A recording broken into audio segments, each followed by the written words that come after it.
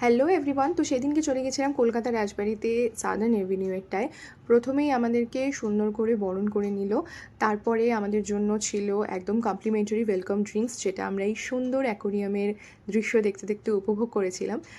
আমরা অর্ডার করেছিলাম ভোজ থালি, যেটা ছিল 649-এর, এবং আলাদা করে অর্ডার করেছিলাম ফ্রাইড গন্ধরাজ চিকেন। মেনুতে ছিল ভাত, পোলাও, লেবু, লঙ্কা, আলু ভাজা, পাঁপড় ভাজা, ছানার কোফতা, শুক্তো, সোনামুগ ডাল, চিকেন অর মাটন এবং ভেটকি ভাপা। আমি চিকেন নিয়েছিলাম, বাকিরা সবাই কিন্তু মাটন নিয়েছিল। এই হচ্ছে মাটনটা, ভীষণ লোভনীয় দেখতে। প্রথমেই বাঙালি হিসাবে একদম শুক্তো দিয়ে ভাতটা মেখে নিলাম, তারপরেই নিয়েছিলাম ডাল দিয়ে, কিন্তু মাঝখান দিয়ে ছানার কোফতাটা মিস আউট হয়ে গেছে। এরপরেই নিয়েছিলাম এই ভেটকি ভাপাটা। এত নরম এবং সফট ছিল যে কি বলবো। চিকেনটাও খুব সফট ছিল। বাকিরা মাটন খেয়েছিল, আমি তারও একটা ক্লিপিংস নিয়েছিলাম। মাটনটাও খুব সফট, নরম এবং খেতেও সবাই বলছিল খুবই ভালো ছিল।